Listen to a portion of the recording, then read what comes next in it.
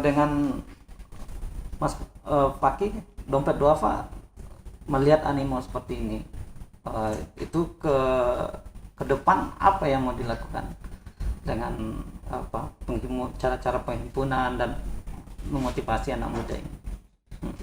Setidaknya ada 2 poin yang akan kami tingkatkan Pak Michael ya. Pertama memang tiga. Pertama di penguatan sistem, yang kedua kami coba tingkatkan di layanan kemudahan. Nah, yang menjadi titik titik yang cukup tinggi dan ingin diminati anak muda itu terkait layanan kemudahannya. Beberapa sudah kami kerjasamakan, bagaimana seperti yang tadi diutarakan juga, sekarang donasi itu udah gampang banget deh. Udah nggak repot, udah gampang. Bahkan kalau kita berdasarkan smartphone, kayaknya sih anak-anak usia SMP sekarang sudah punya smartphone semua. Tinggal penggunanya buat apa? Buat main game kah? Buat chattingan atau buat donasi gitu kan. Yang ketiga yang terpenting adalah sosialisasi sih. Secanggih apapun yang sudah kami lakukan, beberapa kerjasama yang sudah kami buka, kalau nggak disosialisasikan itu yang jadi PR, jangan-jangan nggak tersampaikan pesannya. Nah, di sisi sosialisasinya nanti yang akan kami coba ubah nih gaya-gaya komunikasi yang barangkali 5 atau 8 sampai 10 tahun ke belakang Dompet Duafa masih kaku-kaku gitu cara menyampaikan dalam bentuk virtualnya. Nah, sekarang sudah mulai diluaskan nih dengan gaya-gaya anak muda. Bahkan yang terbaru pun dari talent, cara komunikasi kami kepada pihak luar pun sudah mulai kami geser ke sesuatu yang lebih fleksibel, yang lebih mudah ditangkap oleh usia-usia milenial. Tapi tidak menyampaikan juga mereka-mereka donatur kami yang sudah berusia lanjut ya, karena itu memang kami coba merangkul semua generasi untuk sama-sama kita berbuat baik di Dompet Duafa ini. Iya, kabarnya juga Dompet Duafa punya relawan-relawan ya, iya. Bang Ahmad ya. Itu relawan-relawannya apa aja? Kalau relawan dari sisi penghimpunan itu kami menyasar kepada mahasiswa-mahasiswa ya usia berapa ya, 18 sampai 21 tahun ya, usia mahasiswa. Mereka bertugas untuk menyampaikan pesan kebaikan kurban ini kepada masyarakat seluas-luasnya. Jadi kenapa kami mengambil usia-usia muda seperti itu, karena kan mereka masih semangatnya masih membara gitu. Ketika kami sampaikan value tebar hewan kurban ini, mereka pun merasa, saya paling sering itu mereka kalau ditanya kenapa kamu mau jadi relawan Dompet Duafa di kurban ini, saya belum bisa berdonasi dalam bentuk uang, tapi saya pengen memberikan kebaikan dalam bentuk tenaga yang saya punya. Itu kalau ada relawan yang ketika di interview jawab gitu langsung lulus tuh. Bocoran nih. Bocoran ya. Karena luar biasa banget. Nggak semua anak muda bisa seperti itu kan. Iya. Bahkan ya kalau saya pribadi pun pas zaman-zaman masih menjadi mahasiswa, ya nongkrong, main futsal. Iya, masih banyak. Iya, saya sendiri. Ya. Tapi ada anak muda yang mempunyai semangat itu dan luar biasa, belajar banyaklah dengan mereka. Tapi di Dompet Duafa diorganisir itu ya, relawan-relawan itu? Ya betul, kami ada 5 koordinator per wilayahnya Pak Menteri. Jadi ada se-Jabodetabek kami ada 5 koordinator yang memang memaintenance mereka untuk bisa tetap eksis ya dalam menegakkan value ini. Bahkan ada target-targetnya juga yang mereka miliki. Jadi mudah-mudahan sih dari sisi layanan kemudahannya sudah ada, orang yang menjadi penyebar informasi dari sisi sosialisasinya juga ada. Insyaallah mudah-mudahan. Terlebih value yang kami miliki juga dengan harga yang murah Bang Jaya. Itu kan ya dari sisi bisnis kayaknya orang melirik kualitas sama tapi harganya lebih murah, kayaknya sih milih yang murah nih karena kualitasnya sama. Insyaallah mudah-mudahan semua berjalan dengan lancar. Amin. Jadi relawan itu ada di setiap provinsi atau bagaimana? Apa hanya di koordinir pusat atau cabang-cabang juga bergerak? Ya, kami mengkoordinir di semua cabang Dompet Duafa ada. Iya. Jadi kami yang di pusat ini di Jabodetabek ada, yang di cabang-cabang luar daerah pun ada. Dengan target berbeda, dengan sasaran penerima manfaat pun berbeda yang akan disampaikan value-nya di sana. Tapi tetap untuk persyaratan atau kebanyakan dari relawan-relawan itu yang masih berusia muda, yang semangatnya masih sangat tinggi gitu. Ya. Kemudian di THK sendiri Bang Jai, apakah keterlibatan relawan itu juga ada? Ya, keterlibatan itu diakomodir oleh teman-teman resource mobilization dan di lapangan pada waktu distribusi pun teman-teman mitra juga menggandeng para relawan untuk karena nggak mungkin satu sentra punya 2.000 ekor 2.000 ekor itu hanya dikerjakan oleh para peternak saja. Kami menghimpun cukup banyak relawan untuk nganterin karena sekarang polanya bukan mereka yang datang ke kita tapi kami yang datangi mereka. Jadi terbuka besar lah ya, Ya, bahwa kesempatan kontribusi orang beramal soleh melalui tenaga kalau nggak bisa berkurban gitu ya, Ya. Bang Jai ya. Ini ada pertanyaan dari pemirsa kita Bang Jai, Mas Ahmad Fakih Ustadz. Ya. Dari Pak Yani ini menanyakan bagaimana dompet duafa menjaga kualitas hewan kurban yang begitu banyak. Ya mungkin tadi terjawab, mungkin bisa di. Ya, karena kan kami menyiapkan 30.000 ekor domba kambing dan 1.000 ekor sapi. Itu bukan pada satu orang. Kami punya 15 sentra ternak yang masing-masing memelihara 2.000 ekor. Jadi kalau dibagi-bagi seperti itu, 2.000 itu bukan sesuatu yang banyak di dalam satu peternakan. Saya dulu waktu saya kuliah dulu, saya pernah memelihara hampir 15.000 ekor. Saya pernah bekerja di sebuah ranch seperti itu. Jadi 2.000 itu bukan sesuatu yang besar. Dan melihat domba, kambing yang sakit di antara ribuan itu bukan sesuatu yang sulit. Jadi ngelihat mereka nggak gairah itu udah kelihatan nggak sehat. Itu yang kita pisahkan. Dan karena masing-masing punya 2.000, kami meminta mereka untuk tidak memelihara hanya ngepas di 2.000. Karena kan ada kemungkinan hewannya sakit, hewannya mati dan sebagainya, itu kita antisipasi. Tambahinlah 10%, 25% supaya kalau ada yang mati, ada replace. Jadi kesehatan kita pantau, kami punya tim quality control, kami punya tim monitoring evaluasi yang tugasnya untuk memastikan bahwa semua hewan kurban di semua sentra milik Dompet Duafa itu memenuhi syarat kesehatan dan juga syarat syar'inya.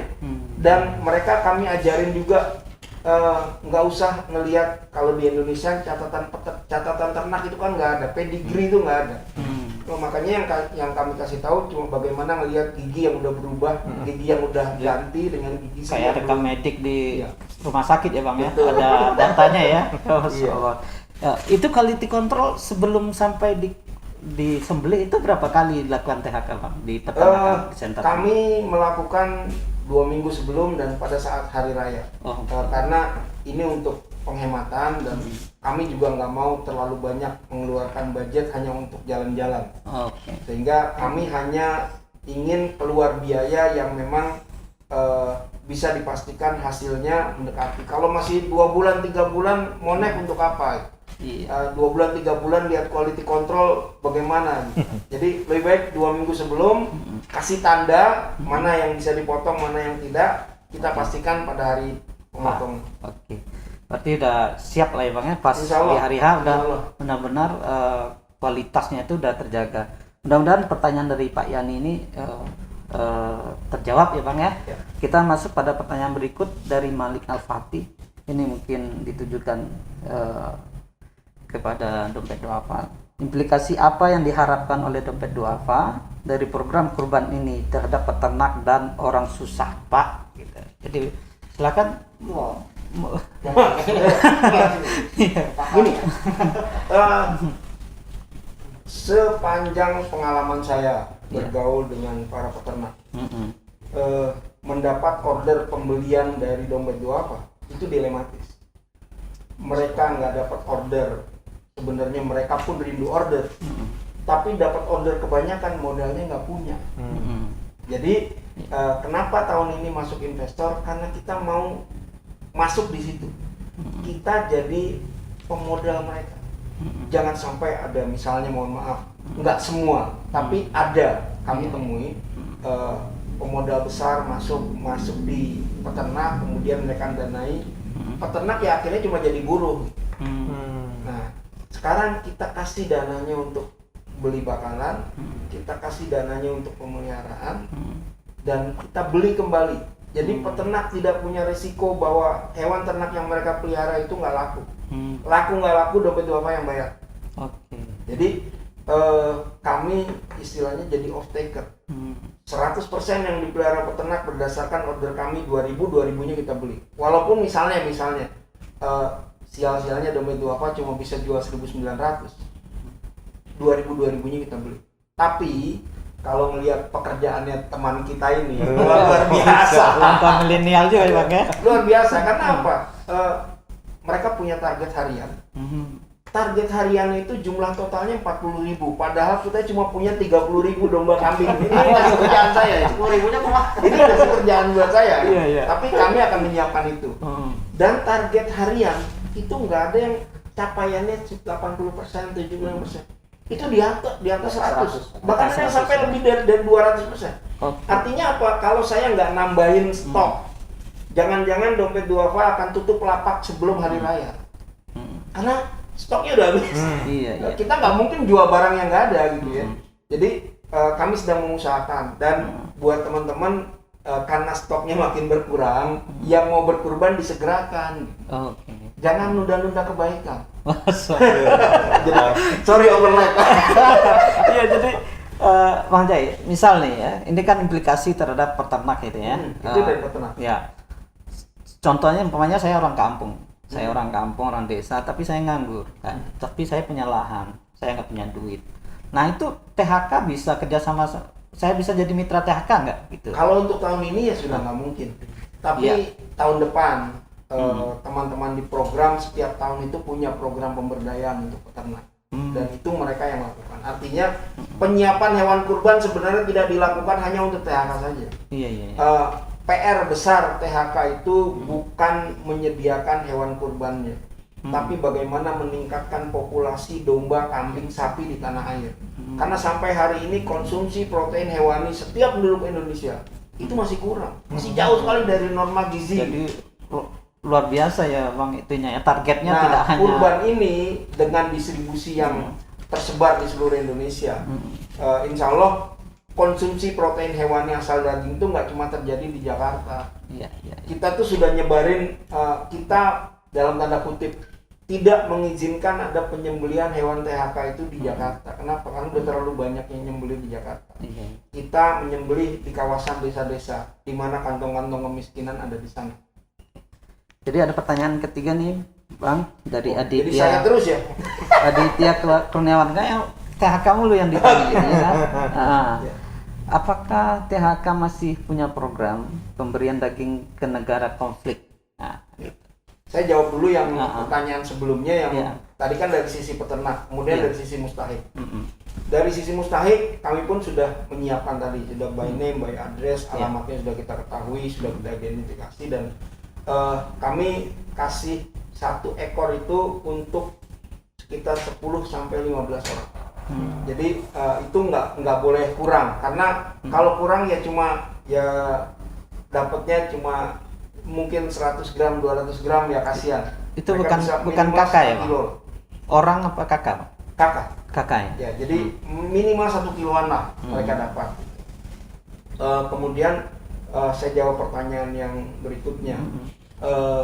Daerah konflik mungkin tahun ini kita close dulu. Jadi sementara kita nggak sampaikan ke sana, kecuali kita sudah kehabisan stok, teman-teman resource mobilization masih bisa jualan dan dapat dananya. Kita akan minta persetujuan dari para muzaki, para donatur, para pekurban. Boleh nggak kalau kami sampaikan ini kepada sahabat-sahabat kita, saudara-saudara kita di luar negeri yang sedang konflik? Kami masih menyimpan banyak kontak-kontak yang bisa menyalurkan hewan kurban itu di luar negeri. Artinya ada alternatif kalau di tingkat lokal udah selesai Bang ya. Udah istilahnya tingkat lokal target udah tercapai, kemudian juga stoknya sudah ada, sementara donaturnya tetap masih ada gitu ya. Oke, berarti mudah-mudahan pertanyaan dari Aditya Kurniawan ini terjawab bahwa seandainya ini Allah sampaikan bahwa di dalam negeri ini udah tercover semua oleh dompet duafa di masa pandemi ini. Nanti dana-dana yang masuk kemudian akan segera disalurkan ke daerah konflik atas persetujuan dari para muzaki, pekurban ya Bang ya. Nah ini ada lagi, ini mungkin ke Bang Ahmad Fakih ini. Saya tidak punya handphone Android, saya punya handphonenya biasa, jadi saya tidak bisa akses internet. Ini dari Dimas ya, Dimas Al-Khairsah ya. Jadi saya punya uang cash. Apakah tim dompet duafa bisa jemput ke rumah nggak? Kurban saya. Ya. Saya punya niat kurban gitu. Nah, silakan. Iya.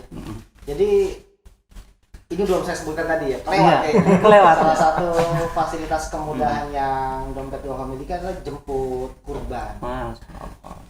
Ada beberapa cara yang bisa dijalankan. Memang kalau yang handphonenya sudah berbasis Android, ya bisa di WhatsApp atau sebagainya. Memang kalau masih belum smartphone, masih jadul, stupid phone. Maaf ya Mas Dimas. Ya, bisa di SMS atau di telepon di 0217416050. Nanti bisa diulang? 0217416050. Gitu. Jadi di telepon diniatkan pengen kurban, nanti diinfokan alamat rumahnya, nanti tim jemput kurban dompet duafa akan langsung datang ke rumahnya. Tapi yang call center tadi yang untuk wilayah Jabodetabek, kalaupun memang ada ternyata di luar daerah yang ternyata lebih dekat ke cabang kami, itu bisa juga. Cuman nomor call centernya berbeda. Itu bisa dicek di dompetduafa.org. Jadi informasi ada semua di sana ya. Ada semua. Jadi insya Allah mau yang offline, mau yang online, mau dijemput, dompet duafa menyediakan solusinya. Ini pertanyaan berikut nih mungkin ke Pak Ustadz. Ini zaman modern ya Ustadz ya. Anak-anak muda mempunyai kredit card, ya kan? Kredit CC. Ini pertanyaan dari Sutami Jaya. Apakah anak muda kan identik dengan penggunaan kartu kredit? Apakah itu diperbolehkan untuk digunakan untuk berkurban, umpamanya gesek dulu gitu ya, atau zakat dan pak yang lain lah? Bagaimana? Baik. Ya. Saya mungkin bahasnya dari sisi fundamentalnya dulu ya. Fundamental. Bahwasanya yang namanya kredit card itu masih ada sedikit ada embel-embel, kalau bahasa agamanya bahasa riba lah ya. Nah ini agak sensitif ini, apalagi perbankan. Nah, itu fundamentalnya di situ, sehingga kita masuklah ke kartu kredit. Ketika anak-anak kita, adik-adik kita ingin berkurban, karena dia hanya memakai kartu kredit, itu sah-sah saja dan dibolehkan. Nah, cumanya. Yang penting sebelum penyembelihan ditunaikan, itu harus terbayar dulu. Jadi tidak terhutang. Nah, kenapa? Karena kalau sudah masuk kategori hutang, itu tidak masuk lagi kurban. Nah, ini kebetulan saya bawa referensinya nih Bang Michael nih. Ya, oke, silakan Ustaz. Ini luar biasa nih.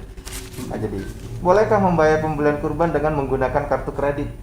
Nah, saya jawab, secara syariat dibolehkan saja berkurban dengan menggunakan kartu kredit selama hutang tersebut dapat dilunasi sebelum penyembelihan dilakukan.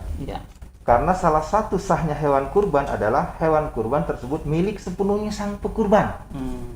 Kalau seandainya kredit kan kalau belum lunas berarti belum dong, masih ngutang.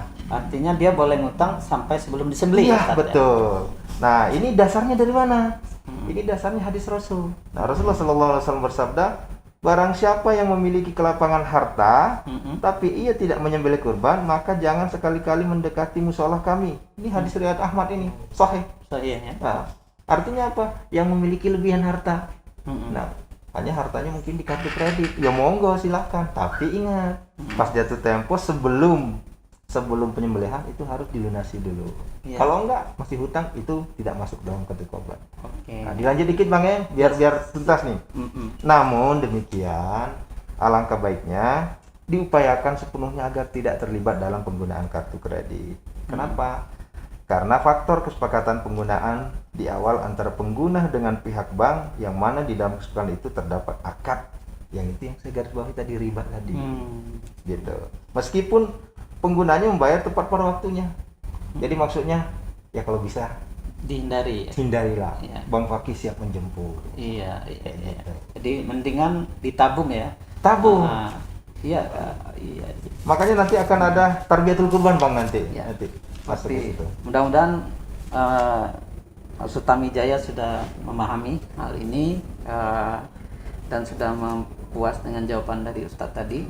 Tadi cerita tabung kita juga kembali ke dompet duafa nih sama THK. Ya kalau sekarang secara instan ada sedekah kurban buat anak muda.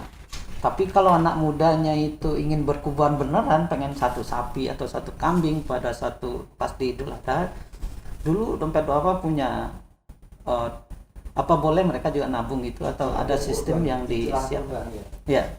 Jadi biasanya kan kalau izin jawab, kalau tim Bang Jai ini dari November Bang ya, kita sudah menentukan harga, sudah ada kesepakatan dengan peternak di daerah di sentra binaan, kami langsung sounding ke masyarakat luas bahwasanya harga kami sekian. Iya. Nah, kami juga memberikan mudahan namanya cicilan kurban. Cicilan. Dulu sempat ingin tabungan kurban, tapi infonya karena dompet duafa bukan lembaga keuangan, jadi namanya ganti cicilan. Gitu. Jadi lembaga leasing gitu. Jadi kami ada form yang nanti bisa diisi oleh para calon-calon donatur, calon-calon pekurban. Jadi harga sekian akan ada kesepakatan bahwa setiap bulan akan dipotong sekian atau si donatur ini, calon donatur ini wajib mentransfer dana sekian sampai nanti di Idul Adha. Jadi memang dari November atau Desember itu kami sudah sounding harga, nanti disepakati setiap bulan mau dipotong berapa atau mau ditransfer berapa. Kalau lupa nanti diingatkan oleh tim layanan dompet duafa, Bapak Ibu sudah saatnya buat melunasi cicilan kurban bulan tahun depan, silakan ditransfer ke rekening sekian. Itu terus nanti di maintenance sampai nanti H-1 bulan ya itu sudah lunas semua. Jadi 1 bulan sebelum Idul Adha sudah lunas, jadi nanti insya Allah sudah siap dikonversi menjadi hewan kurban. Nah kalau belum ketahuan harganya gitu, pamannya saya sekarang berkurban untuk tahun ini, udah saya lunasi itu dari tabungan yang berdasarkan cicilan. Tapi saya udah niat langsung untuk tahun depan, itu gimana? Wah itu alhamdulillah berarti. Gimana? Ada mekanisme di dompet duafa? Kalau ternyata misal harga kurban tahun 2021 itu 2 juta rupiah. Iya. Nah si donatur ini saya sudah langsung 1.800.000 nih, berarti kan ada kekurangan 200.000. Iya. Itu nanti kami sounding kepada si pekurban tersebut bahwasanya harap bisa dilunasi kekurangannya. Ternyata harganya itu itu kelebihannya. Kalau ternyata harganya 2.200.000 itu ada kekurangan kan, berarti nanti kami sounding ada kekurangan harga 200.000. Nah ternyata lebih, misalnya harganya 1.800.000, masih ada margin 200. Nah itu nanti kami berikan opsi mau disedekahkan dalam bentuk daging. Jadi kurban 1 ekor kambing plus sedekah daging kurban atau sedekah daging 2 kg gitu. Atau kalau ada opsi lain, kalau misalnya di refund kami siap fasilitasi. Pokoknya sesuai dengan kesepakatan antara dompet duafa dengan donatur. Jadi kalau untuk ditabung lagi bisa kan? Pokoknya untuk tahun depan nih tabung dulu di dompet duafa gitu. Insya Allah sangat jadi bisa. Belum dikelirkan untuk tahun ini jadi kurban atau sedekah daging. Tapi saya pengen kurban lagi tapi untuk tahun depan. Dari margin aja insya Allah bisa. Yang penting memang ada kesepakatan antara dompet duafa dengan kurban. Kami buatkan pencatatan yang siap dijalankan untuk tahun-tahun berikutnya. Berarti benar-benar sangat memudahkan ya dompet duafa ini bisa. Mudah-mudahan salurannya banyak, dari electronic commerce juga bisa, dari transfer bisa, kemudian dijemput juga bisa gitu. Dari segi THK-nya juga udah siap dengan mitra-mitra ternaknya, kemudian pengantarannya dan quality controlnya ya. Secara syariah juga tadi sudah dipaparkan oleh Ustadz kita. Mudah-mudahan saudara pemirsa, acara kita hari ini banyak inspirasi yang dapat kita ambil dan juga bermanfaat bagi orang banyak, khususnya di masa pandemi ini. Ya kita minta closing statement dari mulai Bang Ahmad dulu, silakan. Siap. Khususnya buat anak-anak milenial, insya Allah untuk berbagi itu sekarang udah mudah dan sangat fleksibel. Dari apa yang kita punya bisa kita berikan kepada orang lain, itu insya Allah pahalanya sangat luar biasa. Dan menjadi catatan penting di kami di sisi fundraising, bahwasanya dari sekian banyak kanal yang kami miliki, ternyata growth terbesar itu di kanal digital. Jadi bisa jadi, kami belum melakukan riset ya, bisa jadi orang yang melakukan transaksi di kanal digital itu adalah anak-anak usia muda yang antara 29 sampai 35 tahun, atau jangan-jangan dari 25 sampai 35 tahun. Insya Allah mudah-mudahan Bapak Tova senantiasa bisa memfasilitasi para muzaki, para mudaki, atau para munfik untuk senantiasa berbagi kepada saudara-saudara yang membutuhkan, dan mudah-mudahan hajat kita di kurban tahun ini Allah ridhoi, Allah berkahi, sehingga memberikan kebaikan untuk kita semua. Silakan Bang. Ya, saya hanya ingin mengingatkan, Ya. kebaikan jangan ditunda-tunda. Cakep. Saya langsung jualan ya. Iya. Jadi gini, stok kami setiap hari berkurang. Yang premium sudah habis, yang medium sudah habis, sold out. Jadi kalau mau masih ada yang standar 1490 atau sepertujuh sapi 1855 atau sapinya 12975. Silahkan disegerakan. Buat apa?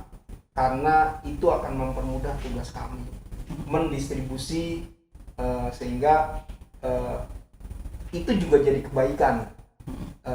Walaupun kami juga akan tetap menerima sampai H+1, tapi alangkah baiknya kalau itu disegerakan supaya kami bisa segera mendistribusikan itu, dan kemudian tugas kami bisa melakukan hal yang lain termasuk pelaporan. Karena bagaimanapun pelaporan itu adalah bagian tugas yang tidak terpisahkan dari penyelenggaraan kurban THK 2020. Jadi saya berharap para donatur ini kan udah hampir ya akhir bulan, sisihkan gaji untuk berkurban tahun ini. Insya Allah rezeki seperti yang tadi Ustadz sampaikan, wa yarzuqhu min haitsu la yahtasib. Dari area yang nggak disangka-sangka ya.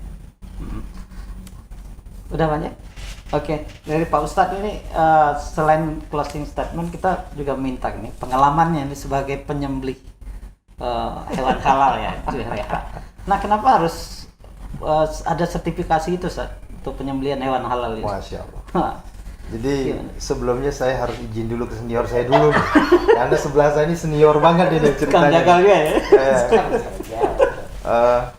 Jadi bermula dari banyaknya pemotongan hewan yang, maaf tanda kutip, sembarangan. Artinya hanya menyiksa hewan.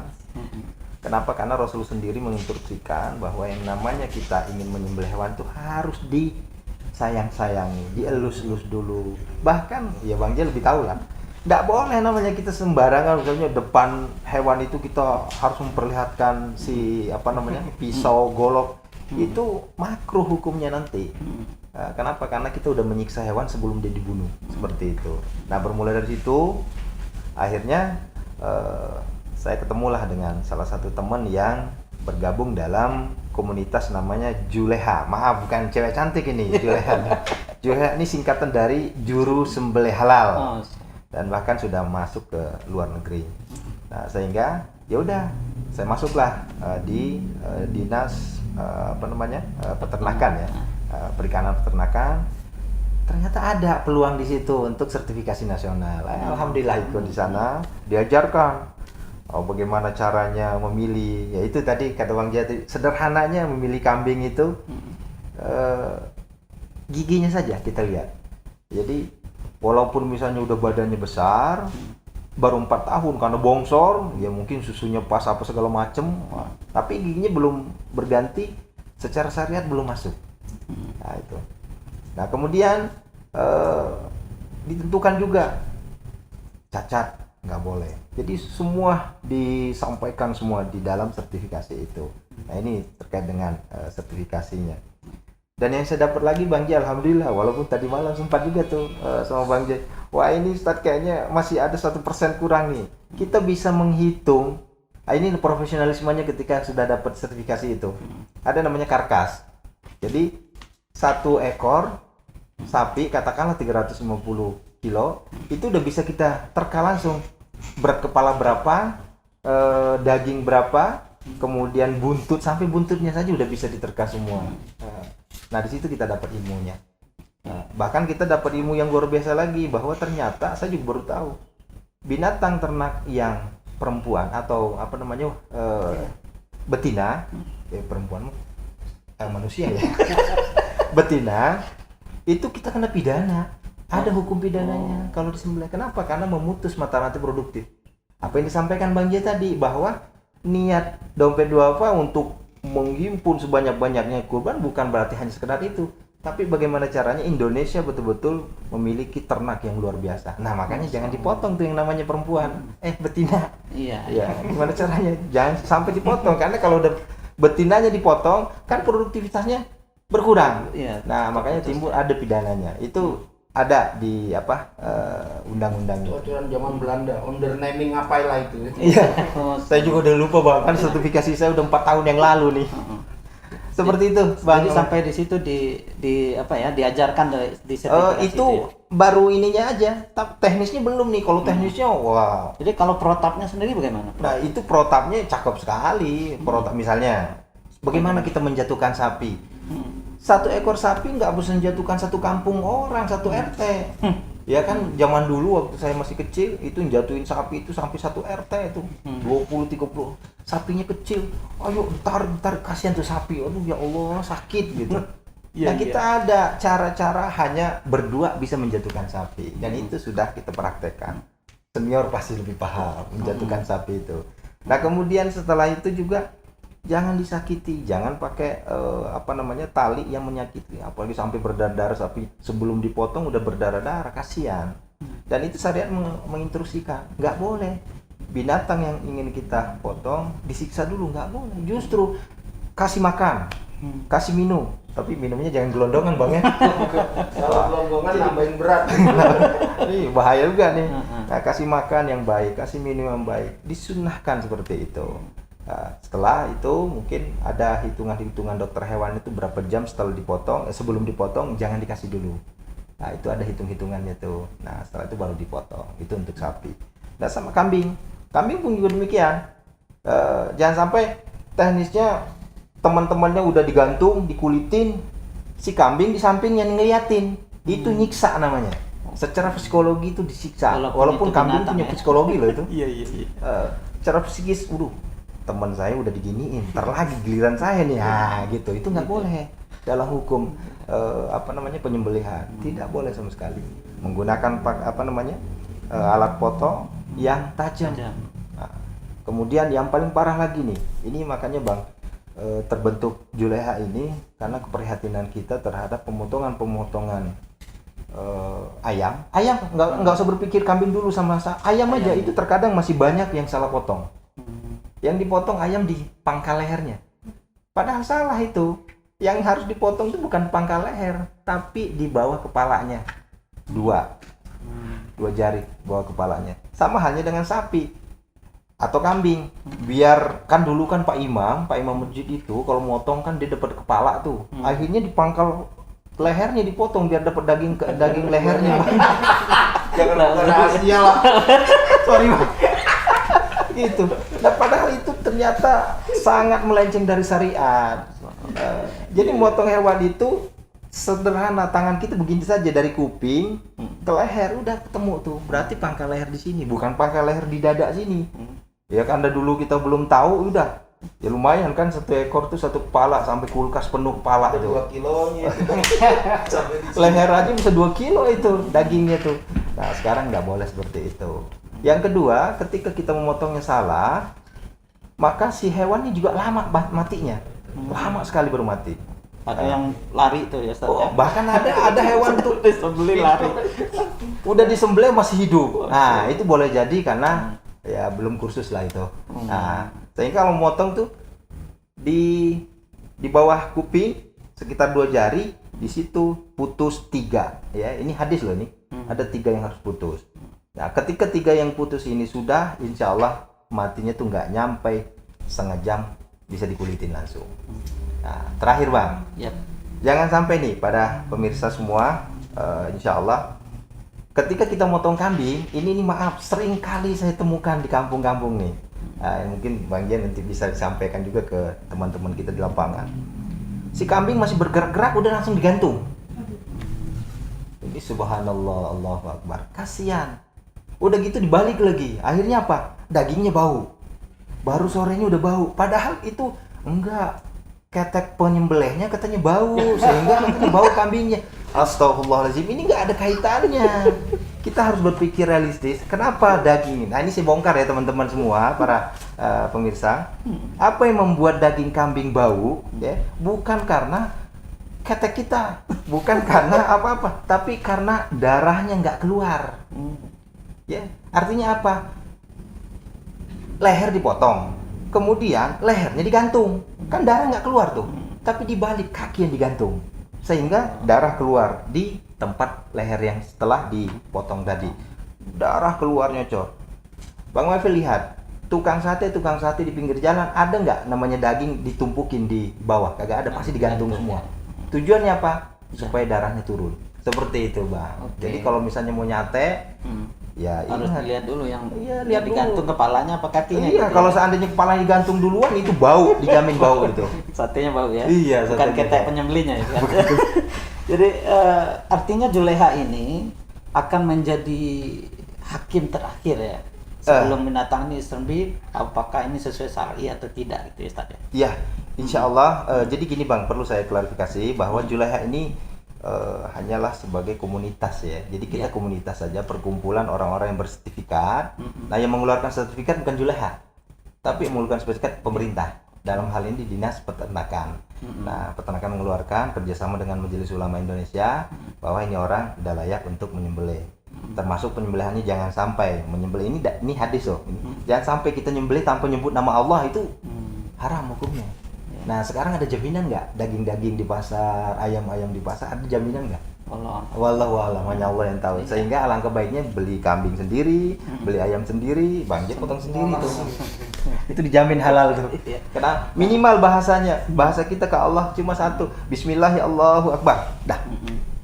Nyebut nama Allah saja. Itu cukup itu.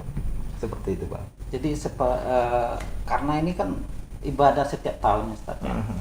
Jadi seberapa penting ini sertifikasi bagi para penyembelih ini, Bang? Sangat penting sekali, Bang. Sangat penting sekali. Mulai dari awal, bagaimana dengan handlingnya, terus tali temalinya. Tali temali itu maksudnya yang ngurus-ngurus segala macam terkait dengan tali itu harus ya mudah-mudahan insya Allah panjang umur. Mungkin Dompet Doa bisa ngadain pelatihan Bang ke depan nanti. Jadi turun penyampai ke lapangan bahwa ini loh cara motong yang benar dan baik, supaya apa? Halalan toibnya itu terasa buat para jamaah, keberkahannya terasa. Jadi bukan hanya terasanya di Muzaki itu kan pengennya sedekah ke Dompet Duafa supaya apa? Dapat berkah, kan begitu. Iya. Nah, kalau seandainya sudah sedekah disampaikan tapi polanya yang nggak jalan, polanya yang nggak sesuai dengan syariat, keberkahannya akan luntur. Nah, inilah fungsinya. Makanya alangkah baiknya orang-orang yang terjun itu memang harus orang-orang yang telaten, harus orang-orang yang mengerti syariat. Nah, kalaupun misalnya loh susah Ustadz, kita kan ribuan kambing, masa ribuan pemotong juga? Enggak seperti itu. Cukup kita transfer ilmu saja. Enggak mesti harus sertifikasi ke orang-orang itu. Tapi adakan pelatihan.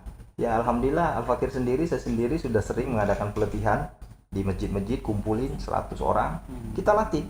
Nah, itu kan nggak mesti harus sertifikasi. Ya cukup pengetahuannya saya yang harus sertifikasi itu yang menyampaikan ilmunya. Ya. Seperti itu. Jadi kalau dia pengen sertifikasi nanti tinggal uji di tinggal ikut peternakan aja. Iya, di peternakan, dan itu tiap tahun. Peternakan tiap tahun mengadakan sertifikasi seperti itu. Ini konfirmasi aja Bang Jai, walaupun sudah closing statement tadi, apakah di THK itu soal yang seperti disampaikan Ustadz tadi, penyembelihan sesuai syar'i itu pasti ada. Ya, insya Allah karena pelaksana penyembelihan adalah di desa. Di desa itu ada modin. Modin itu tukang doa, kalau ada orang meninggal, yang doain dan sebagainya. Itu termasuk juga tugas menyembelih. Jadi saya kira itu jadi bagian tugas mereka. Walaupun kita juga selalu update di buku panduan kami kepada para penyembelih, para petugas, para mitra, itu ada SK Majelis Ulama Indonesia soal penyembelihan. Jadi kita sudah cantumkan item-item yang harus dipenuhi saat penyembelihan. Jadi lengkap protapnya Bang ya sampai ke penyembelihannya. Alhamdulillah. Ustaz silakan closing statementnya Ustaz. Baik. Tadi Bang Jai, Bang Fakih sudah sederhananya begini. Fastabiqul khairat. Marilah kita berlomba-lomba dalam kebaikan. Ketika Bang Jai mengatakan tadi jangan telat, ayo buru-buru. Nah, saya tambahin sedikit bahwasanya marilah kita berlomba-lomba dalam kebaikan, berikan yang terbaik. Harta kita keluarkan yang terbaik, itulah yang menjadi jariah kita nanti di yaumil qiyamah. Nah, dan itulah menjadi harta kita yang sebenar-benarnya. Mobil, rumah, istri cantik, segala macam itu semuanya ludes. Tapi justru kurban inilah yang nyampe di sana menjadi saksi. Boleh jadi kurban kita menjadi pintu masuknya kita ke surganya Allah Subhanahu wa taala.